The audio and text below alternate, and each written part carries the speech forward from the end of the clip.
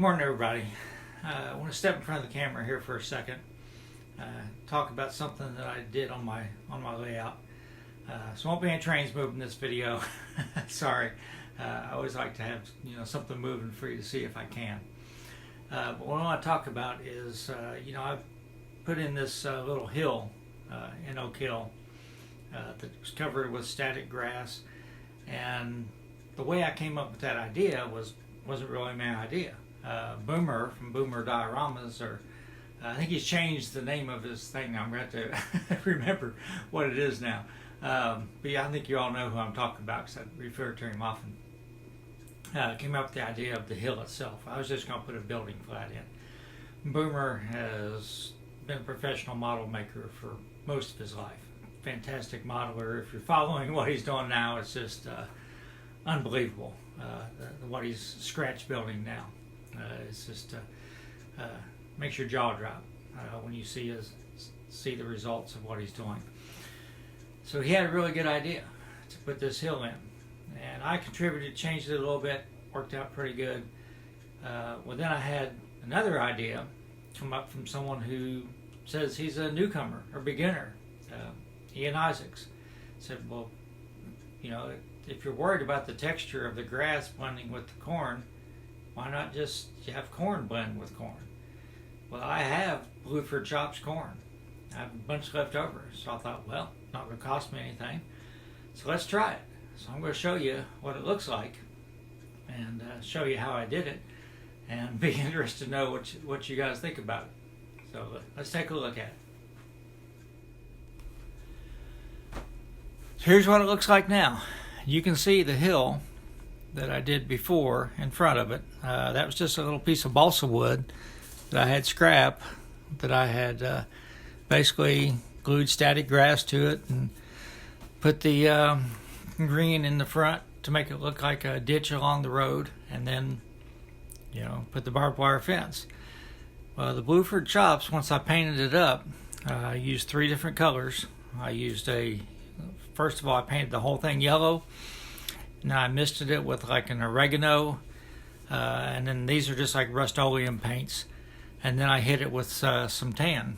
And there's actually 1 layer thick of Blueford Chops corn right here, and it just blends in perfect to the backdrop almost. You can hardly see it. So I like this better. So what I want to talk about is collaboration. On my channel, I appreciate everybody that watches the videos, whether you subscribe or not. I don't think I need to tell you how to like a video or how to subscribe and hit the bell. If you're on YouTube, you understand how to do that. So if you want to, that's great. I love it. I appreciate it. And I've got way more subscribers than I ever thought I would. Every time I tell my wife that, she just shakes her head. Can't believe it. But I really appreciate it. I appreciate everybody that watches my videos, whether you subscribe or not. I really like it when you comment, and not just to pat me on the back, tell me what a great job I'm doing, but to ask me questions and to, give me feedback on things you might, have done differently or something. So I'm completely open to that. As long as you don't call me a jerk and call me names, I'm good with it. But what I want to talk about is I've worked for Toyota for over 30 years, and I teach the Toyota production system and how to continuous improvement is what we focus on at Toyota.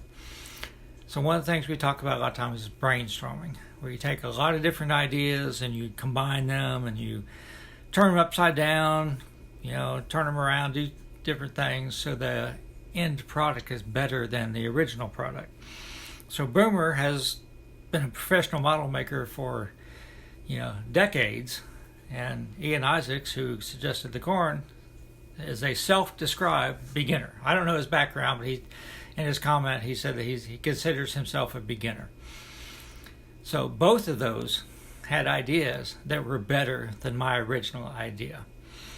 And I sort of took those ideas and put my own spin on them and made it into what I think is a better idea. But it never, I would have just put a building flat there and been happy with it. So I really appreciate people's ideas. I think Steve Smith says it's my railroad, and so it's still my railroad. You know, I'm not going to take everybody's idea. It's not a democracy. I'm not going to put a poll up and say, what do you think I should do here, and then do whatever the community votes on. But I do appreciate the input of the community. I've tried to foster sort of an open environment where people are comfortable suggesting things like that.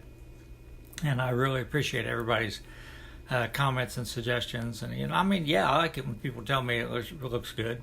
It's always good to get some reassurance. So I'm not saying don't ever pat me on the back, but hopefully, I can. I have enough confidence that I'm not going to do something that looks terrible, and if I do, let me know. So, again, this was a fairly easy project, but it was a result of collaboration. So, keep the ideas coming, keep the suggestions coming, and I will promise I will always try to take into account, or at least explain why I'm not going to do it that way.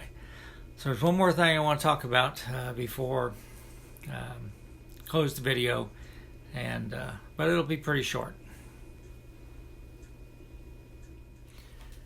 All right. So I know this is impossible to see, but anyhow, I told you about I had a problem when I poured the creek because I had mouth surgery and I couldn't blow to make the ripples.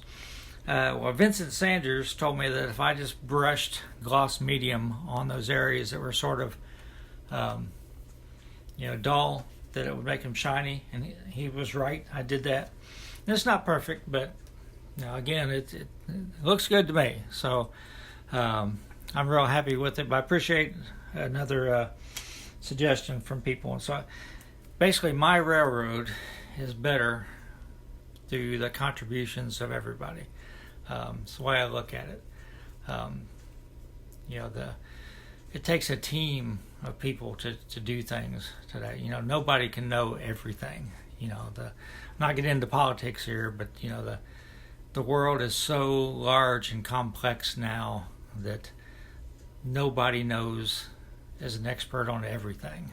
So, like, if you're the president or whatever, you have to have advisors that know to advise you, because you can't be an expert on everything. And there's no one that knows everything about model railroading.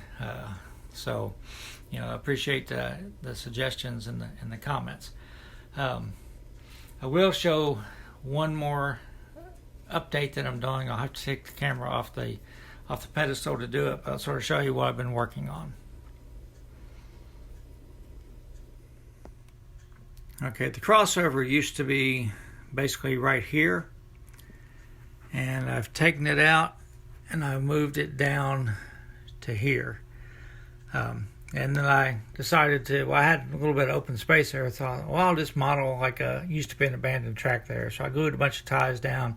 I'm not done scenicing this yet. Matter of fact, I just finished the ballast just a little while ago, and I still have to clean the track and clean up the ballast and everything. But basically, it makes my runaround now about 8 cars. So, yeah, give you the end view here. So I shouldn't have to do 2 runarounds anymore. I should just be able to do the one runaround. It will also make it better if I ever decide to have 2 operators, and one operator is switching Chillicothe and the Oak Hill train comes through, they can get in the clear probably a little easier. I can just occupy 1 track instead of 2 tracks. So it's going to be a big benefit, I think, operationally. I'll tell you one thing, it was tough working around these wires right here. That's why I think they look great. I love them. But if you're going to do it, make it the last thing you do, because ripping up that track and putting down new track and everything, working around those wires was not easy. So just a tip. But I'll have this all cleaned up for my next operation video. I think that's it for the update right now, so I'll post this Saturday morning, and I'm going to do a sort of refresh on Chillicothe for the newer subscribers, just describe the industries and how I operate, and then also do the same for Oak Hill, and then I'll do another operations video sometime. But I'm starting a really long, tough stretch at work. I'm going to be working basically my schedule. The class starts at 6:30 in the morning. Since I'm the teacher, it means I have to be there probably by 6. And it's scheduled to run till 5:30. So it means I might get to leave by 6. So it'll be long days for the next 3 weeks. But hopefully I will have a little bit of time to do some stuff on the weekends and in the evenings.